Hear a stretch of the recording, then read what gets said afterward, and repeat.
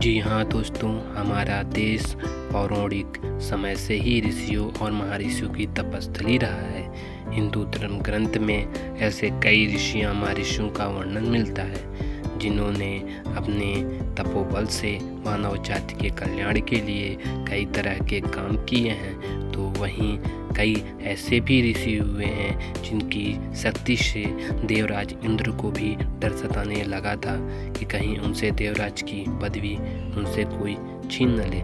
इसी कारण उन्हें किसी भी ऋषि की तपस्या से भय लगने लगता।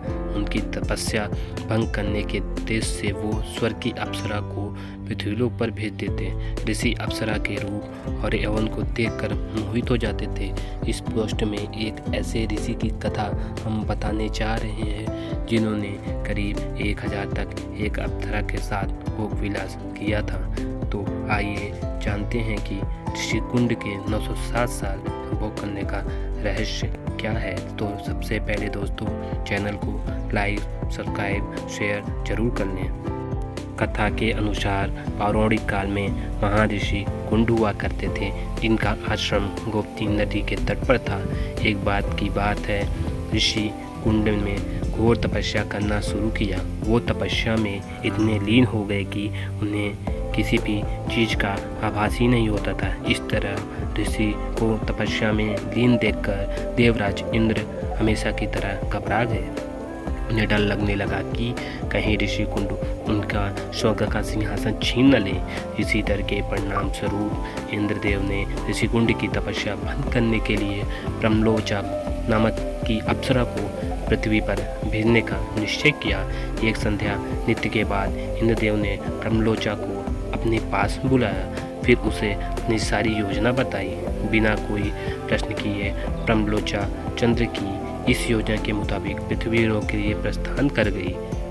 पृथ्वी लोक पर ब्रह्मलोचा सीधे वहां पहुंची जहां ऋषि कुंड तपस्या में लीन थे।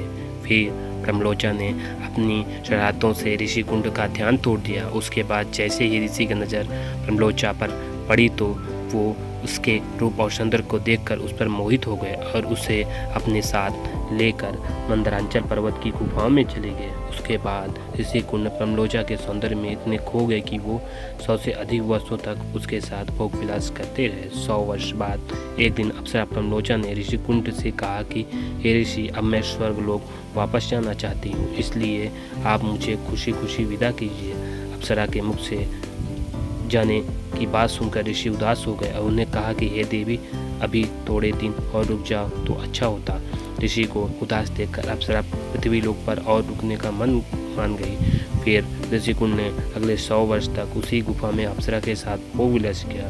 फिर 100 वर्ष बाद एक दिन ब्रह्मलोचा ने ऋषि कुंड से कहा, हे मुनि, मुझे पृथ्वी लोक पर आए हुए बहुत समय हो गया है, अब तो आप मुझे स्वर्गलोक जाने की आज्ञा दें। ऋषि कुंड उसकी बात सुनकर फिर व्यथित हो गए। बोले, हे देवी, अभी कुछ समय और रुक जाओ, फिर चले जाना। इस तरह कई 100 वर्ष बीत गए और जब भी अप्सरा ब्रह्मलोचा स्वर्गलोक जाने की बात ऋषि से कहती तो वो किसी तरह उसे मना लेते। वो अप्सरा ऋषि के श्राप से भी डरती थी कि कहीं क्रोध में आकर ऋषि कुंड से श्राप न देते। उधर महर्षि के काम वासना में लिप्त होने से अप्सरा के प्रति उनका प्रेम नित्य बढ़ता ही जा रहा था। तपस्या, पूजा पाठ के त्याग कर दिन रात ऋषि कुंड भोग विलास में डूबे रहते थे। एक दिन की बात है, ऋषि कुंड बड़ी तेजी से अपनी कुटिया से निकल रहे थे। तभी ब्रह्मलोचा उनके पास आई और पूछने लगी, हे मुनि, आप कहाँ जा रहे हो? तब ऋषि कुंड ने कहा कि हे भद्रे, दिन अस्त हो चुका है, अतः मैं संध्योपासना करने जा रहा हूँ। अगर ऐसा नहीं किया तो मेरा धर्म नष्ट हो जाएगा। यह सुनकर ब्रह्मलोचा मुस्कुराए बिना न रह कर सकी और बोली, हे सब वेदों के ज्ञाता, इतने वर्षों में क्या आज पहली बार सूर्यास्त हुआ है?